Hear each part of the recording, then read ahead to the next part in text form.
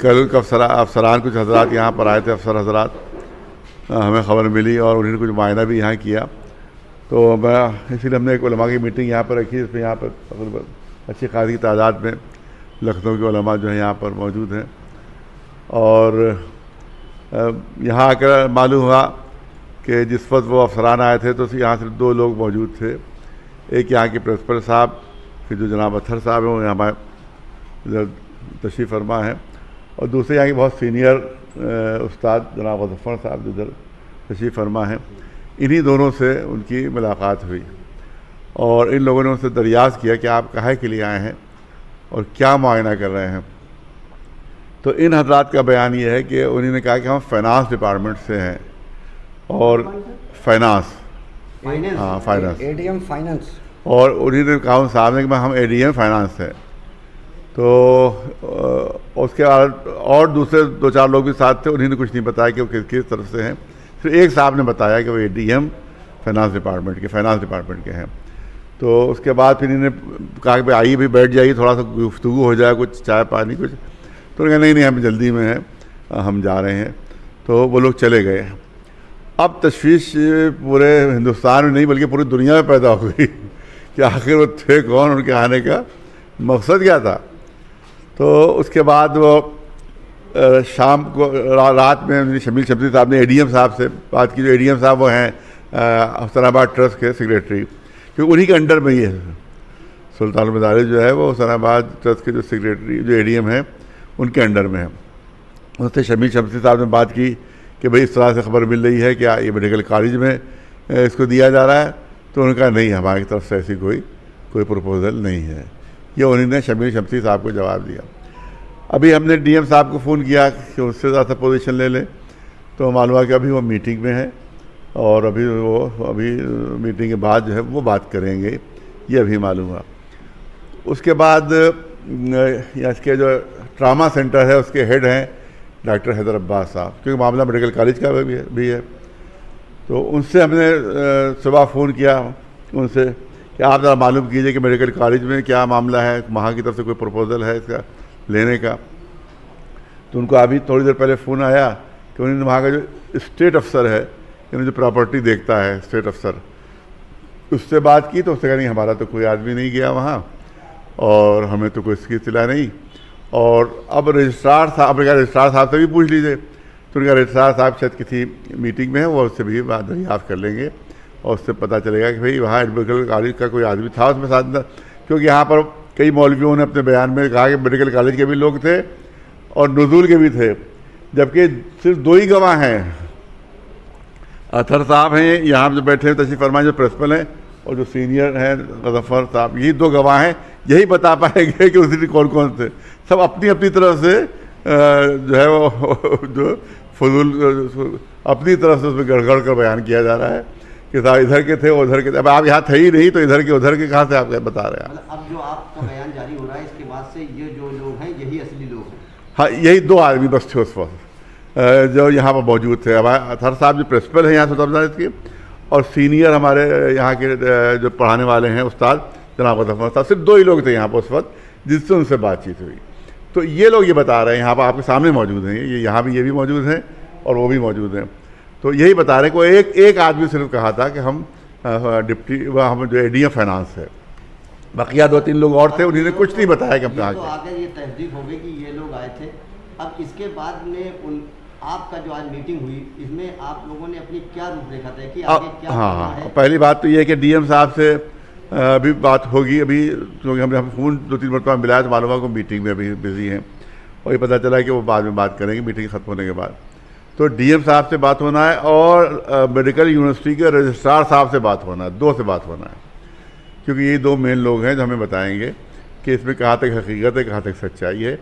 तो आज शाम में रात तक मामला जो है वो क्लियर हो जाना चाहिए कि इसमें कितनी सच्चाई है और कितनी हकीकत। कोई बात करने के लिए कोई डेलीगेशन तय किया गया, कुछ नाम तय किए गए? नहीं, अभी लोग इन डेलीगेशन में बात करने के लिए जाएंगे? नहीं, डेलीगेशन नहीं, अभी तो फ़ोन पर हम मालूम करेंगे उनसे, और उसके बाद अगर डेलीगेशन की ज़रूरत पड़ी तो डेलीगेशन भी उसके पास जाएगा, उससे जाके मालूम करेगा भाई इस सिलसिले में आप जो पूरी दुनिया पे इस वक्त जो है वो हड़कंप मच गया है। क्योंकि ये हिंदुस्तान के जो स्टूडेंट्स हैं पूरी दुनिया में फैले हुए हैं।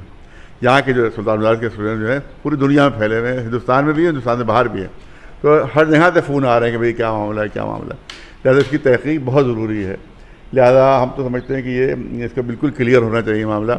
और अगर खुदा न खास्ता कुछ ऐसा प्रोग्राम है गवर्नमेंट का तो हम उसको अपोज करेंगे उसको, क्योंकि सुल्तान मदारिस जो है ये हमारे दादा भी, हमारे जो पर नाना थे जैसा कि है कि वो इसके फाउंडर थे। और एक सिलसिला इस बार उनका भी मिलता है, जनाब खुर्रम सुल्तान खुर्रम से भी सिलसिला मिलता है जो हमारे जद थे। और हमारे दादा भी इसमें पढ़े हैं, हमारे वालिद भी इसमें पढ़े हैं, हम पढ़े हैं, हमारे चचा इसमें पढ़े हैं, जितना हमारे ख़ानदान के जितने लोग सब इसी सुल्तान मदारिस से फारिग हुए हैं। लिहाजा ये हमारी मादर दरगाह है, इसको हम यहाँ से जाने नहीं देंगे। ये हमारा साफ ऐलान है गवर्नमेंट की तरफ से, गवर्नमेंट के लिए, कि हम इस पर यहाँ से हटने नहीं देंगे, इसको यहीं पर रहना है, यहीं पर इसको अगर लीज़ की टाइमिंग ख़त्म हो गई तो टाइमिंग बढ़ाई जाए उसकी। और दूसरी चीज़ ये है कि और भी बहुत से इदारे ऐसे जिनकी लीज़ ख़त्म हो गई है। लिहाजा ऐसा नहीं है कि वो लीज़ ख़त्म होने के बाद फ़ौरन कब्ज़ा हो जाता है, नहीं, यहाँ पर जो पढ़ाई हो रही है, जब तालिब इल्म यहाँ मौजूद हैं, यहाँ पर स्टडी चल रही है। लिहाजा जब तक ये मदरसा की सूरत है तब तक ये मदरसा यहीं रहेगा, यहाँ के अलावा कहीं नहीं जा सकता है। जैसे कल सोशल मीडिया पे दो लोगों के बयान आए थे, अली जनाब मौलाना सैफ अब्बास साहब और मौलाना यासूब अब्बास साहब का। यासूब अब्बास साहब ने एक बयान में कहा था कि एक कमेटी तश्कील दी गई जिसमें मैं और आप और सैफ अब्बास साहब, शायद एक और कोई नाम बताया उन्होंने, 3 लोग थे। तो क्या उन लोगों को इस मीटिंग में नहीं बुलाया गया? नहीं, कोई कमेटी की खबर नहीं हमें, कोई ऐसी कमेटी नहीं हमारे, हम पे तो नहीं मारा, इतला नहीं, किसी कमेटी की इतला नहीं हमें। और हम तो सोशल मीडिया देखते ही नहीं हैं। साफ बात है कि सोशल मीडिया, व्हाट्सएप, ये तमाम चीज़ें, हमारे तो फेसबुक आज 8 साल से फेसबुक नहीं खोली हमने। तो हमें नहीं खबर कि फेसबुक पर क्या बयान आया और सोशल मीडिया पर क्या बयान आया, हमें नहीं खबर, किसी भी कमेटी की हमें खबर नहीं। अगली मीटिंग कब होगी? अगली मीटिंग इन लोगों से मालूमात के बाद होगी, रजिस्ट्रार साहब से, जो मेडिकल यूनिवर्सिटी के, मेडिकल कॉलेज यूनिवर्सिटी, अब तो कॉलेज यूनिवर्सिटी है, मेडिकल यूनिवर्सिटी के जो रजिस्ट्रार साहब हैं उनसे मालूमात करने के बाद, और डीएम साहब से मालूमात करने के बाद फिर अगली मीटिंग इंशाल्लाह फिर होगी, उसमें नहीं, अभी नहीं, जब तक कंफर्म ना हो जाए, जब तक कंफर्म ना हो जाए हमारी तरफ से कोई ऐलान नहीं है, जब तक कंफर्म ना हो जाए। और बताया कि 2 ही सिर्फ गवाह हैं, और जो कुछ भी लोग कह रहे हैं सब अभी अपनी तरफ से फर्जी बातें कर रहे हैं, क्योंकि यहीं से मालूम हो सकता है कि कौन कौन लोग थे, इन्हीं दोनों से। आप इन दोनों से खुद पूछ लीजिए कि वहाँ कौन लोग थे और किस तरह की क्या बात हुई। तो वैसे वहाँ कहा, किसी मौलाना ने कहा कि साहब मेडिकल कॉलेज के लोग भी आए थे, तो ये सब फर्जी उनकी अपनी तरफ से कहा, कहता है नुज़ूल की भी उसमें लोग थे, ये भी फर्जी है, क्योंकि ये बताएगी कि नुज़ूल के थे कि नहीं थे। पूछ लिया तो उसमें किसी ने नहीं कहा कि हम नुज़ूल से हैं, किसी भी ने नहीं कहा कि हम मेडिकल कॉलेज से हैं।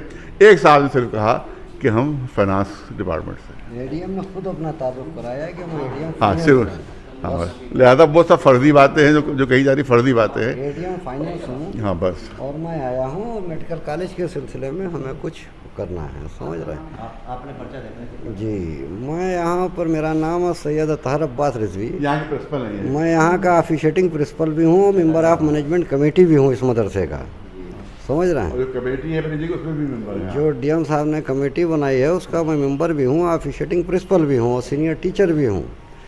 तो इस समय हमारे सामने बात ये आई कि हम और हमारे बाद मौलाना गजनफर नवाज साहब जो सीनियर टीचर हैं, दोनों आदमी यहाँ पर खड़े थे। पहले तो आकर के उन्होंने दोनों तरफ सर्वे किया, सर्वे करने के बाद हम लोगों के पास आए, और आने के बाद उन्होंने ये कहा कि मैं एडीएम फाइनेंस हूँ।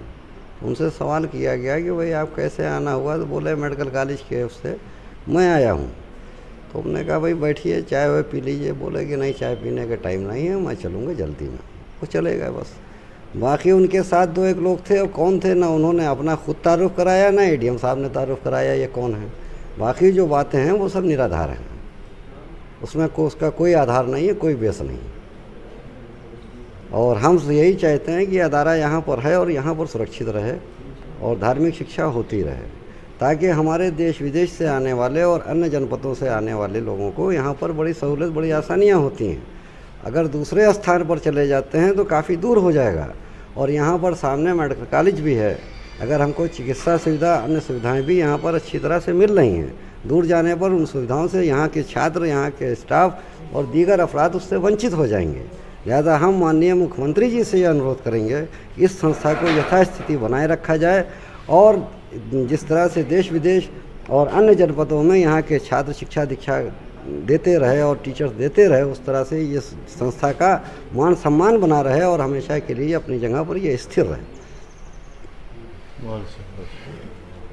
बस ठीक है, आपने कह दिया, हम लोग उसकी तारीफ करते हैं कि यहीं रहना चाहिए मदरसा। हमारे यहाँ पर इतने वर्षों से है, हमारे सब तमाम बुज़ुर्ग यहीं पढ़े हैं, हमारे बुज़ुर्ग, और हमारे बुज़ुर्गों का कायम किया हुआ है। लिहाजा इसको अपनी जगह से बिल्कुल हम यहाँ से हटने नहीं देंगे इसको।